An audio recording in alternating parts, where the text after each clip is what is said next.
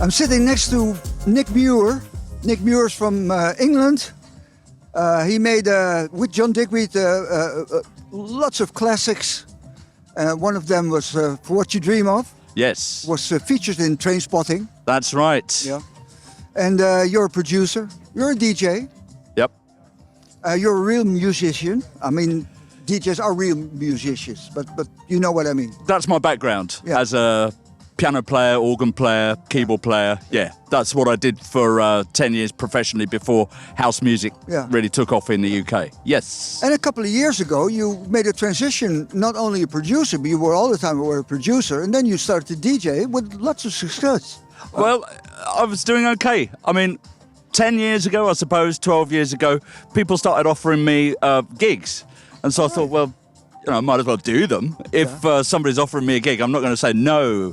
I'm not going to play your stupid gig. So I started to play, and I used to play with the laptop and a controller, but now I'm onto the decks. So and I'm enjoying doing it that way. It's so great to go out and play the music that you've been producing. You know, makes sense. This is not really the angle of the interview, but I want to know, what do you think of this festival, Hartstocht? Oh, well... Before I forget to ask. No, man. Well, we were just saying, weren't we, that this is kind of reminds us of how festivals used to be. Yeah. And this is just so familiar, sitting in the sun with some chilled music playing and some people just relaxing and enjoying that. Yeah. I used to love that about the festivals, you know, exactly. The kind of atmosphere in the festival, apart from just seeing the acts on the main stage. I used to love just the general atmosphere of the festival, and it's here. And there's small details. For instance, that people, you know, beautiful people here, very sexy, beautiful people, but they're not in for a fashion party. Right. They don't parade, you know, and see how... I mean, I would say that these people are experienced festival goers, you know what I mean? Yeah. And they're, like you say, they're not here to impress anybody. No.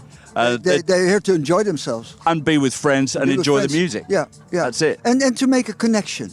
Sure. You know, in the most beautiful sense of the word, actually. That's right, yeah. And all you have to do is walk around and you can see that. Definitely, working. But, mate, it's just such a beautiful spot, isn't it? Yeah, it isn't. And to be sitting here with the music in a beautiful spot like this with these great people, what more do you want? Nothing. No, man. No. Yesterday, people said, you don't have to search for something. You already found it here. Yep, that's it. Huh? That's it. Why do you need to go anywhere else? There you go. Yeah. Okay, let's go back to the music. You're a producer. I mean, you started. You were a keyboard player with Johnny Holiday. I did session work, and one of those gigs was when Johnny Holiday's band in the early '80s. Right. That ages me a bit, doesn't it? Yeah. But no, I did that gig. Yeah. You ages nicely. Well, the thing is, but because you've been around for quite a while. Oh yes. I mean, you started producing in the studio, and then in the '80s there was certain equipment. Nowadays, you remember when I used to carry John Digweed's record box with the record box with the acetates in it, because that one was the heaviest. Oh man. He gave that one to me. Oh no. Almost a hernia. But the thing is, and now you take your USB stick with you. Oh yeah. And that's it. I know. So if you can, I mean, if you can look into the future, what do you think what's going to happen musical wise, in relating to technology? But I think you always have to think about what it is that you're trying to achieve with technology. It's like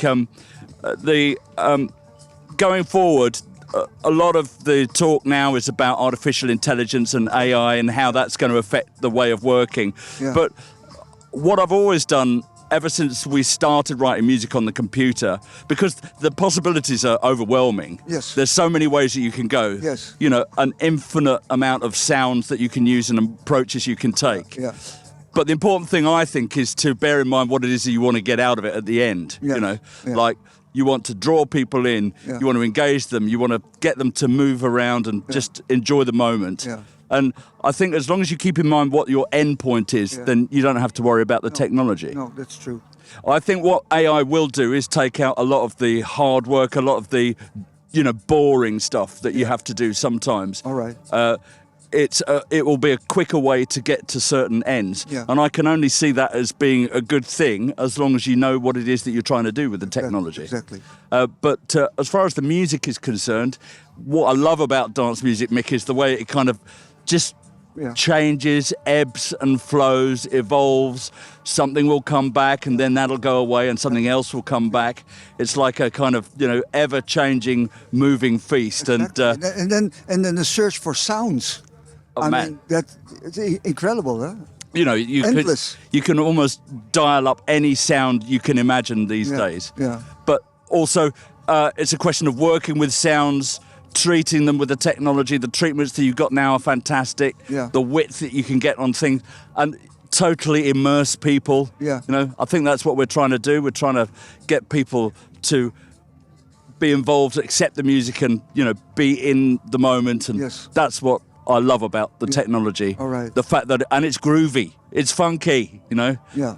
Who'd have thought technology is funky, man? Yeah, the soul of the new machine, huh? Absolutely. Listen, what I was wondering. I mean, you've been in the studio quite for a long time, and did the sound of the music itself did it improve through technology? You think? That's a really good point. Thing is, when we started making dance music at the end of the 80s and the beginning of the 90s, the equipment and the tools that we had at our disposal aren't as sophisticated as they are now. Yeah. But that kind of gave it a nice kind of edge, that little bit of a raw thing when you were only playing with a drum machine and a synthesizer. There's some great records. You think of records like Voodoo Ray and Energy Flash, Joey Beltram, that early stuff. It just sounds so fantastic today. Good, huh? So we've got all that stuff to refer back to. Yeah. What I will say is that people have got so much more used to using the tools that they've got. Yeah. And there's no question, there's some amazing sounding music at the moment. And it's music that I love playing, Right. And there's a lot of it. But I think the standard has gone up, just in terms of the producers themselves and how good they are using this technology. Because it's not, it's not simple. There's quite a lot to learn about it. And people seem to just eat the technology for breakfast and come up with stuff that you've never heard before and use it in new and different ways. It's very exciting still, I mean, I've been doing this 30 years, man. And it's like, I'm just as excited about it as I ever was. Great. Now, listen, this is a crazy question. Suppose... Well, from you, Mick. From me, yes. Definitely. I can't stand that. Suppose you organize a party yourself. Yes. What do you think will be the most rewarding task you have in that area? Well, if I were to put a party together myself, right? Well, what is not rewarding and what is rewarding? If I'm playing and it's up to me to make the sound happen, then I try and make sure that I've got a decent sound system to play on. Yeah. And, I know a few people in London where I can lay my hands on a sound system which I know works really well. Yeah. And I would say what I love to do is put the sound system up which I know works really well and communicates the working great. Okay. Communicates the way the music sounds correctly. Yes. And then, you see, because if you get that bit right, Mick, then the kind of party kind of runs itself, really. True. Definitely. So it's all about the sound of the music and what the music is. Get that bit right and, it's going to be a good party. What don't I like about it? It's clearing up the old pizza boxes after everybody's gone back and the drinks. Cool. Well, that's right. But what do you think about organizing, producing, and those sort of things? Administration. Well, I think a lot of people don't realise how much work goes into that side. But if you would throw a party and you just had to focus yourself on the creative part of it, and somebody else is doing organization and statistics, administration, stuff like that, would be nice, huh? Well, I'll get you to do it. That's what I'd do. No, there are much better solutions than that. Look, here it is. Fancy. It's very fancy. Yeah. It's a fancy mic. I think what you're saying, which is right, is that teamwork is what it's all about. That's true, but also some stuff that you don't want to do. Actually, it's for instance, earning a living as a freelancer. Yeah. And you're creative. Yeah. It's very hard to do administration and stuff. If you have somebody who does it for you, Yeah. it would be nice, huh? It'd be fantastic. Yeah. But I think at the end of the day, though, you have to do some of that yourself because you have to have an overview of what's happening, Yeah. or else the thing won't work. Yeah. You know what I mean? If you don't take care of all those aspects that you're talking about, the the costings and the actual organisation, the logistics, how you get people in, how you get people out. Yeah. You as an organiser, you have to have an idea of how that's going on, or else the thing will get out of control. You know, people want to park their car in the artist's enclosure and things like that, like you, and they get turned away.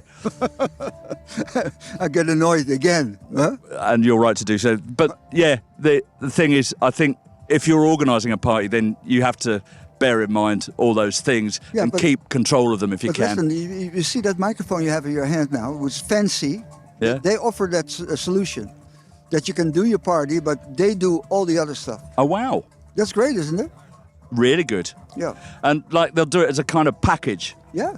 Oh, okay. Yeah. Well, that I would definitely say that would be worth thinking about because, and even then, you'd have to be working with them, and they'd be throwing suggestions at you. And Of course, but it's a whole lot of load from the back, that disappears. I think.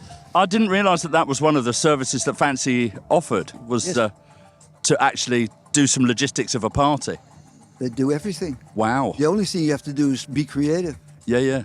It's good, huh? No, really good idea. Yeah. Really brilliant. And the demand for that kind of thing is just gonna go up. Yeah. Yeah.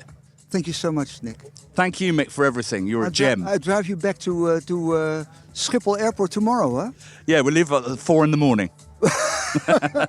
I'll give you some breakfast. Oh, thank you, man. Thank you, mate. Yeah.